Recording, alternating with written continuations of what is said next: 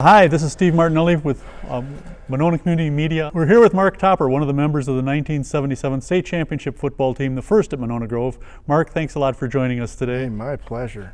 I'm going to ask you a few questions about your career going way back. Career. Like a lot of us. Yeah, well, Okay. It's a football career. You know, Yeah. you're part of the MG history now.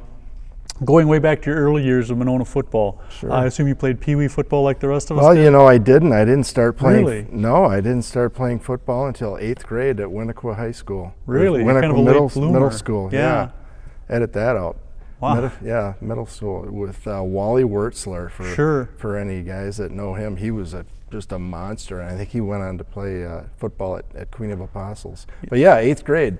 But most of those guys, and I think that was a reason we were so successful, is because, you know, we started out as little tykes. Yeah, Pee Wee yeah. football. What position did you play back then in 8th grade? They looked at me and said, well, he's bigger than, or taller, not bigger, but taller than most guys. So of course it was line, and they threw me a pass and that I dropped right away. So okay, not going to do that. So yeah, lineman.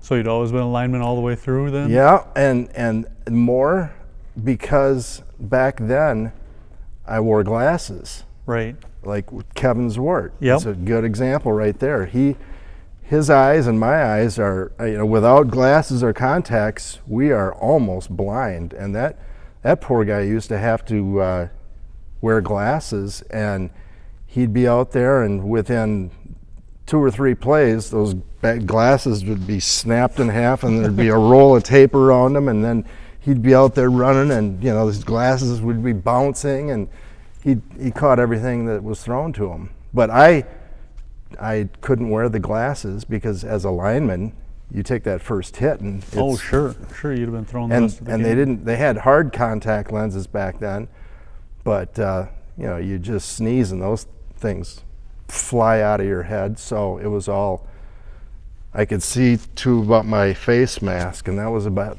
it. And then I just went after colors.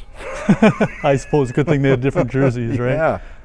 So you said you're a lineman all the way through. That meant your position coach was probably George Harrell, right? George Harrell, he was just a great guy, a fantastic, knowledgeable guy. What was the best advice he ever gave you, either football or otherwise?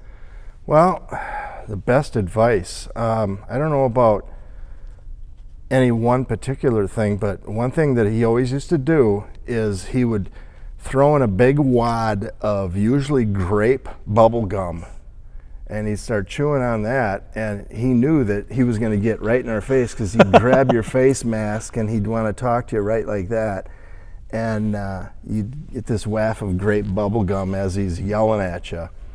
But one of his famous sayings was, "Get your head up," because you'd line up a 3-point stance, and everybody would be looking down at the ground, and you can't see what's going on. Sure. So he'd always say, "Get your head up," so you could see what the heck was going on. Didn't apply to me because I couldn't see anything anyhow, but he'd say, "Get your head up, get your head up," and that's then funny. So No discussion of MG coaches is complete without talking about Dick Rundle. Yeah. Do you have any good Dick Rundle stories? Well, we were talking earlier, I had run into Dick a couple of times throughout the last 20 years, and every once in a while I'd see him at a restaurant, and he was gracious enough to come over and say hello. And a couple of times I had my 2 boys with me, and he would start talking about how well we did, and he'd point our success out, and he'd always have something really unbelievably gracious to say about me. And I thought, that was really outstanding to do it in front of my sons. Mm-hmm. And it was genuine. Dick was, you just can't say enough about the guy. He was a coach that you wanted to please. If you thought that he was disappointed in you, you just worked that much harder to make it so that he was at least happy with the progress that you were making. Sure. He just wanted to make him. He wasn't going to hand out any gratuitous, good job, whatever. If he did compliment you, you knew you earned it. So. You mentioned your boys. when you played ball, you were all conference, both offense and defense. Your sons recognize how good the old man was? Well, I don't know about that. They never played football. Really?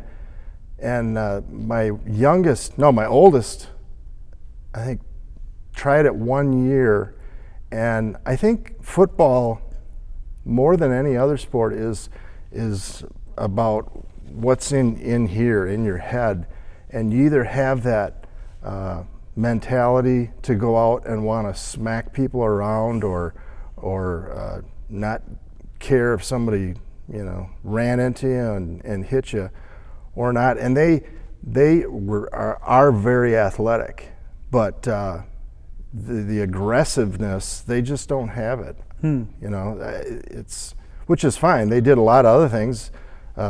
My youngest was in crew, played tennis, played baseball, but the football gene just wasn't there. And I think it's fine, because I think you got to have a screw loose anyhow just to want to play football anyhow.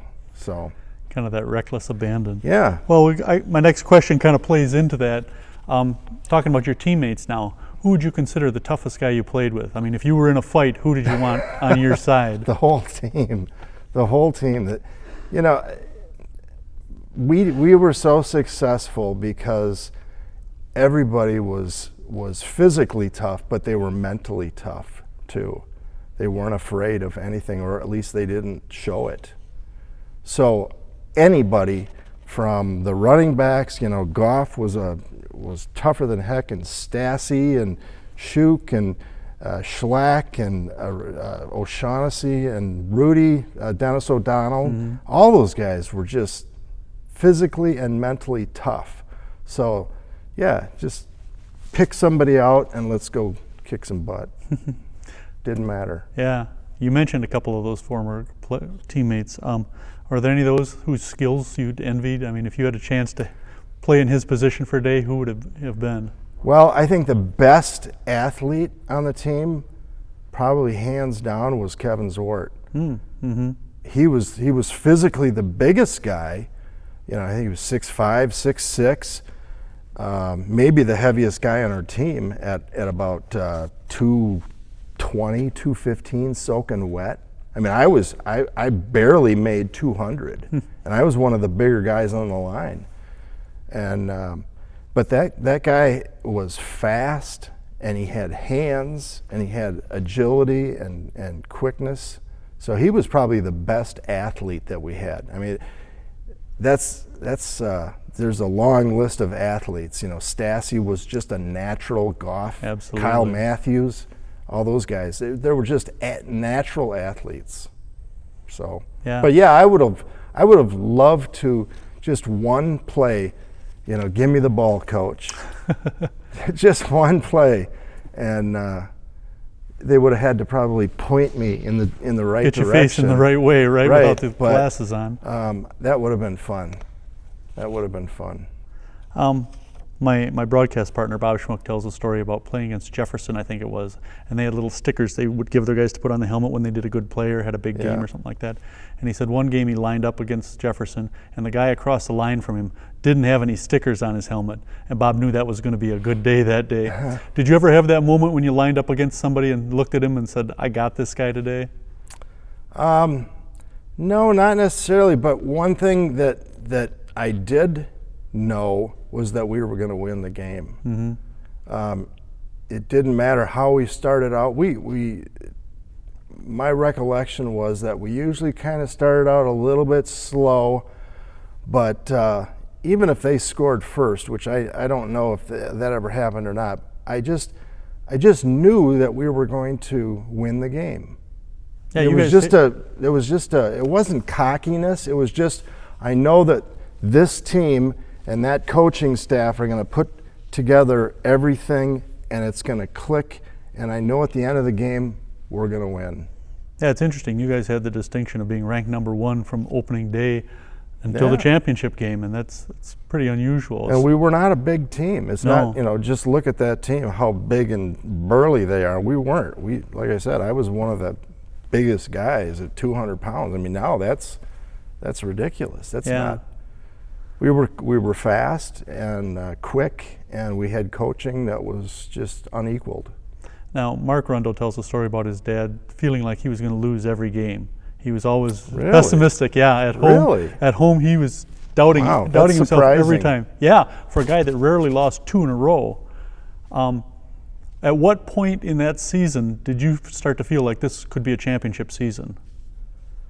Well, that was the first year that the whole concept of championship came out. Mm-hmm. So it's not like that was the goal, going into every year was this could be the year we're going to be a state championship. Not like it is today. I mean, that's the ultimate end. Is let's get that trophy, because it was the first time I wasn't thinking about at that particular thought at all. I remember on one bus ride home, Dick had said that he had read in the paper that we were ranked number 1, and that was the first time that it hit me that there was rankings and that we were ranked number 1. That didn't surprise me, but that whole concept of we're ranked really high up there, and we could take the whole thing. So it was a new concept back then. Sure. Of that season, what aspect or what game, what event were you most proudest of? Well, it had to have been the last game, because the 2 prior games were playoff games, and I think we played Appleton West and beat them like 29-0 or something like that, and then we played Toma, and I think it was even worse 42 for them. to nothing. 42 to nothing. So, and then we started hearing stories about Grafton and about the brutes on that team, and that was right. That was no lie. A couple, 3 or 4 of those guys went on to play for Michigan State, and one of the running backs, Brewster, I forget his first name, but being a defensive lineman,